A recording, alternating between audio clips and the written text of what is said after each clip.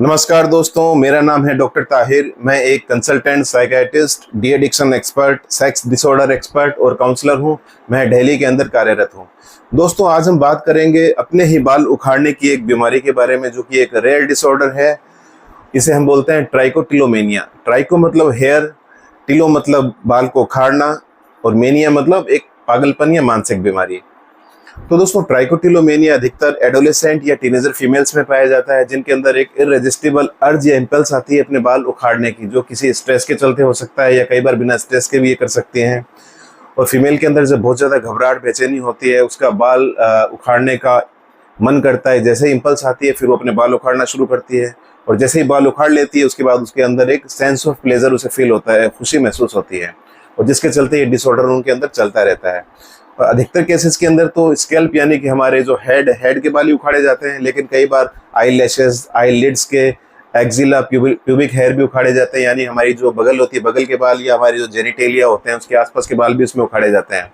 और फीमेल्स के अंदर ये मेल की बजाय काफ़ी कॉमन होता है। अब इसके अगर हम कारणों की बात करें तो पहला मोस्ट कॉमन इसका रीज़न है स्ट्रेस।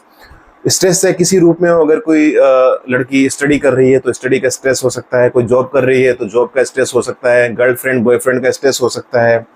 इसके अलावा फैमिली में कोई दूसरा स्ट्रेस उसका हो सकता है।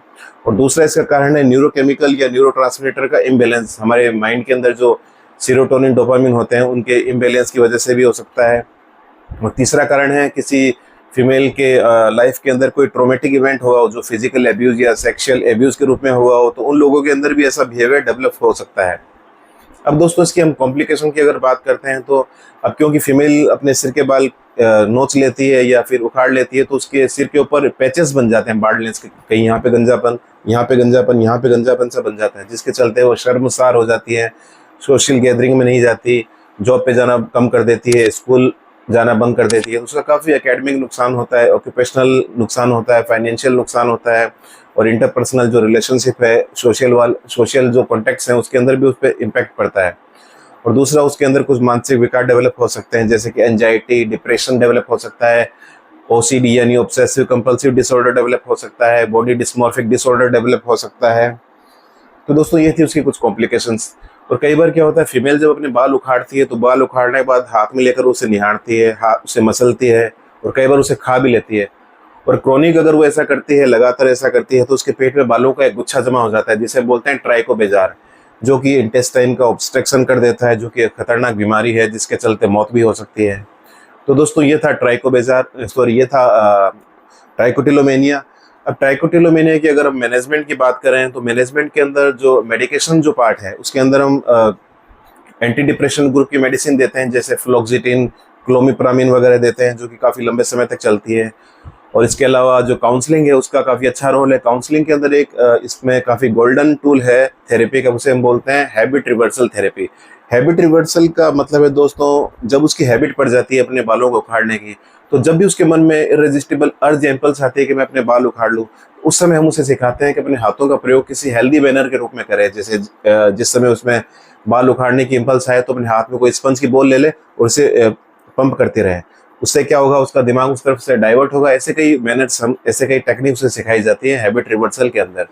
इसके अलावा कॉग्निटिव बिहेवियर थेरेपी का काफ़ी अच्छा रोल है, जिसके अंदर उसके दिमाग में जो कॉग्निटिव एरर्स बन गए हैं, नेगेटिव विचार्स बन गए हैं कि हमें अपने इस थेरेपी बालों को निकालने से मेरा स्ट्रेस कम होता है। तो इस तरीके से उसका जो नेगेटिव माइंड सेटअप बन चुका होता है, नेगेटिव न्यूरोनल पैटर्न्स बन चुके होते हैं, उसे करेक्ट किया जाता है, उसे हेल्दी वे सिखाया जाता है, पॉजिटिव न्यूरोनल पैटर्न्स उसमें डेवलप किए जाते हैं, ताकि इस इम्पल्स से वो बाहर आ सके। उसके अलावा कॉग्निटिव रिस्ट्रक्चरिंग का भी काफ़ी रोल है। अब दोस्तों, ये जो ट्राइकोटिलोमेनिया है, दो टाइप का होता है। एक होता है फोकस्ड, एक होता है ऑटोमेटिक।